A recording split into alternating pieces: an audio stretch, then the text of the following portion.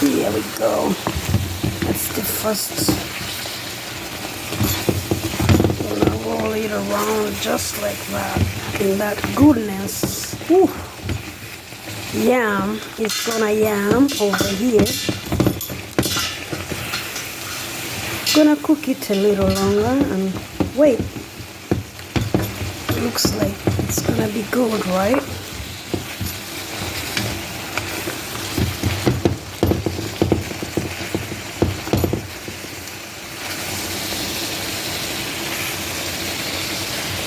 Looks like the goat made good sauce.